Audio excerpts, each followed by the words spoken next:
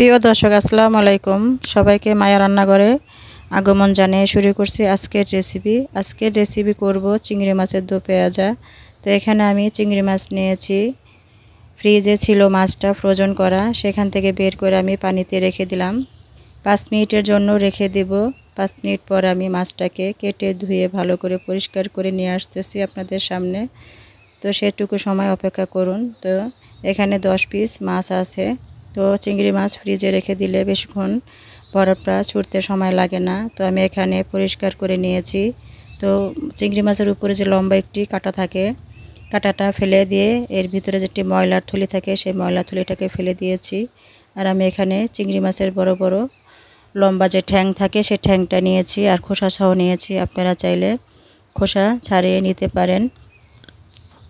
এখন আমি দিয়ে দিলাম মাছে নুন আর হলুদ, মরিচ গুঁড়া দিয়ে একটু মেখে নিলাম। আর চুলায় একটি ফ্রাই প্যান কড়াই বসিয়ে দিলাম। দিয়ে দিচ্ছি প্রয়োজন মতন সয়াবিন তেল রান্না করার। তো এখন আমি মাছটাকে ফ্রাই করব। আর চিংড়ি মাছ ফ্রাই করলে একটু দেখতে ভালো লাগে, আর ফ্রাই ছাড়াও রান্না করা যায়। যেহেতু বড় মাছ, একটু ফ্রাই করলেই দেখতে ভালো লাগে, আর খেতেও কিন্তু একটু স্বাদটা অন্যরকমের লাগে। তো এখানে আমি 6টি মাছ নিয়েছি। এক সাইড হয়ে গেছে, আর এক সাইড উল্টে দিচ্ছি। আর চিংড়ি মাছ কিন্তু অল্প সময় ভাজা হয়ে যায়, আর চিংড়ি মাছটা চুলায় দেওয়া মাত্রই লাল হয়ে যায়। তো হয়ে গেল আমার চিংড়ি মাছটা ফ্রাই করা। তো এখন আমি একটি প্লেটে মাছটাকে উঠিয়ে রেখে দেব এক সাইড করে।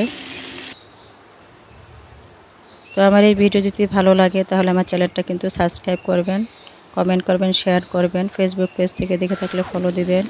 আর ভিডিও থেকে কিন্তু বেশি ভালো লাগে আমার কমেন্ট, যাই আপুরা ভাইয়ারা আমার চ্যানেলটাকে কমেন্ট করতেছেন তাদেরকে আমার অসংখ্য ধন্যবাদ। তো এখানে আমি দিয়ে দিচ্ছি 1 কাপ পেঁয়াজ। 1 কাপের একটু বেশি হবে। আর পেঁয়াজটাকে কিন্তু আমি একটু মোটা করে কেটে নিয়েছি। আর অবশ্যই দো পেঁয়াজার পেঁয়াজটাকে একটু মোটা করেই কাটতে হবে চিংড়ি মাছ দিয়ে দো পেঁয়াজা করলে। আর এখন দিয়ে দিচ্ছি 1 চামচ আদা রসুন, আর দিয়ে দিচ্ছি 4 চামচের হলুদ গুঁড়া, মরিচ গুঁড়া, আর হাফ চামচ দিয়ে দিচ্ছি ধনিয়ার গুঁড়া, জিরার গুঁড়া, 1 স্পুন দিয়ে দিচ্ছি গরম মশলার গুঁড়া। তেলের সাথে মশলাটাকে একটু ভেজে নিলাম। আর দিয়ে দিচ্ছি সামান্য পরিমাণ একটু পানি মশলাটাকে কষানোর জন্য। আর পেঁয়াজটা কিন্তু হালকা পরিমাণ একটু ভেজে নিতে হবে, কাঁচা গন্ধটা যেটুকু সময় না যাচ্ছে আর কি। তো বেশি ভাজলে আবার পেঁয়াজটা দেখতে খারাপ লাগবে, আর খেতেও কিন্তু ভালো লাগবে না।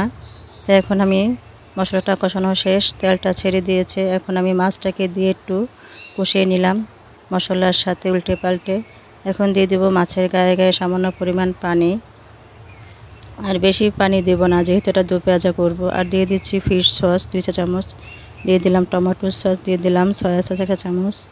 তো এই তো এখন আমি ঢাকনা দিয়ে ঢেকে দেব 5 মিনিটের জন্য। তো 5 মিনিট পরে ফিরে আসলাম। তো পানিটা কিছুটা টেনে গেছে। আর আমি দিয়ে দিলাম 5-6টি কাঁচামরিচ উপর থেকে ফালি করে দেখার সুন্দরের জন্য। এখনও পানিটা শুকিয়ে তেলটা ছেড়ে দিয়েছে, আর পেঁয়াজটা কিন্তু আস্তে আস্তে থাকতে হবে। তো দেখুন আমার চিংড়ি মাছের দই ভাজাটা কত সুন্দর হয়েছে। তো আমি এখন পরিবেশন করে আপনাদের দেখাই দিলাম। এই মাছের রেসিপিটা আপনারা অতিথি আপ্যায়নে রাখতে পারেন, পোলাও বা খিচুড়ি ভাত দিয়ে খেতে পারেন। আজকের মতো এখানে রেখে দিচ্ছি। খোদা হাফেজ। আমার এই ভিডিওটি কেমন হলো আমাকে কিন্তু কমেন্টে জানাবেন।